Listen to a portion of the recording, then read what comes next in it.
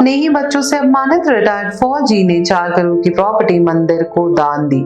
नमस्कार, मैं हूं अभिलाषा और ये आज जो एक खबर है एक असली कहानी है जो दिल को छू जाती है और सोचने पर मजबूर भी करती है। तमिलनाडु से आई एक रिटायर्ड फौजी की दर्द भरी दास्तां, जिन्होंने अपने जीवन की मेहनत 4 करोड़ की प्रॉपर्टी मंदिर को दान कर दी, सिर्फ इसलिए उनकी अपनी बेटियों ने उनका अपमान किया। ये घटना घटित हुई है तमिलनाडु के तिरुवन्नमलाई जिले के अरुलमिगु रेनुगंबल अम्मन मंदिर में, जो अरनी शहर के पास स्थित है। मंदिर में हर 2 महीने में हुंडी यानी दान पेटी की गिनती होती है। इस बार 24 जून को जब मंदिर के अधिकारियों ने दान पेटी खोली तो पैसों के बीच एक जरूरी चीज मिली, 4 करोड़ की संपत्ति के असली कागजात। दान देने वाले का नाम है एस विजयनन, जो 65 साल के रिटायर्ड आर्मी ऑफिसर हैं। संपत्ति का पता है मंदिर के पास 10 सेंट जमीन और एक मंजिला घर, यानी 4356 स्क्वायर फीट, लगभग 404 स्क्वायर मीटर्स की जमीन। साथ ही एक हाथ से लिखा हुआ नोट भी मिला, जिसमें उन्होंने लिखा था वे अपनी जमीन और घर मंदिर को दान कर रहे हैं। रेनुगंबल अम्मन मंदिर के एग्जीक्यूटिव ऑफिसर का बयान सुनते हैं। उन्होंने बताया है कि डॉक्यूमेंट्स को मंदिर रख नहीं सकता बिना लीगल रजिस्ट्रेशन के।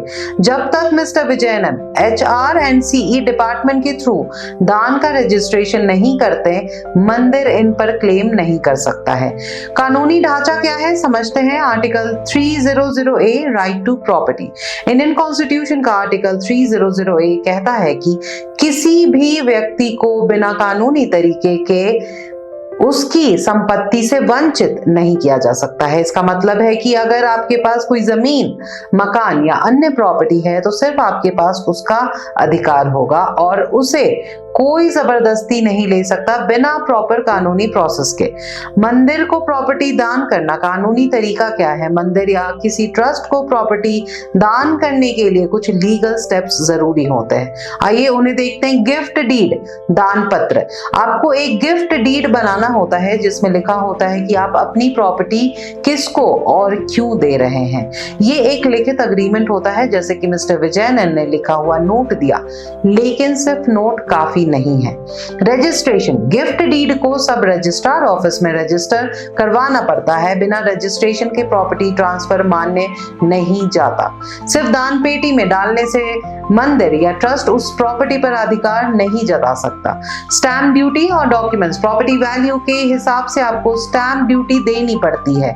आपको आधार, पैन कार्ड, प्रॉपर्टी के असली कागज और 2 गवाह, 2 विटनेस की जरूरत होती है। मेंटल फिटनेस एंड कंसेंट, दान देने वाले व्यक्ति का मेंटली फिट होना जरूरी है। अगर लगता है कि व्यक्ति इमोशनल या मेंटल स्ट्रेस में था तो दान चैलेंज्ड किया जा सकता है। कुछ सवाल जो आपको सोचने पर मजबूर करेंगे। क्या हमारे सोसाइटी में बुजुर्गों की इज्जत कम होती जा रही है? क्या अपने ही बच्चे माँ बाप से हक जताकर फर्ज भूल गए हैं? और सबसे बड़ा सवाल, मंदिर ट्रस्ट ऐसे मामलों में पहले परिवार के लोगों से समझौता की कोशिश कर सकता है क्या? दोस्तों, फौज में देश के लिए लड़ाई लड़ने वाले एक जवान को अपने ही घर में इज्जत ना मिले, ये सिर्फ एक व्यक्ति की नहीं, हमारे समाज की हार है। सवाल सिर्फ प्रॉपर्टी का नहीं है, सवाल है इंसानियत, सम्मान और कानून के बीच एक सीधे रिश्ते का। अगर आप या आपके परिचित किसी भी प्रॉपर्टी डिस्प्यूट, फैमिली प्रेशर या डोनेशन लीगैलिटी से जूझ रहे हैं तो तुरंत किसी सिविल लॉयर या लीगल एड सेंटर से संपर्क करें। अगर आप चाहते हैं कि बुजुर्गों का सम्मान बना रहे तो इस कहानी को जरूर शेयर करें। तेज इंडिया प्रेस को सब्सक्राइब करें, जहां हर आवाज को मिलता है सच का सहारा। धन्यवाद।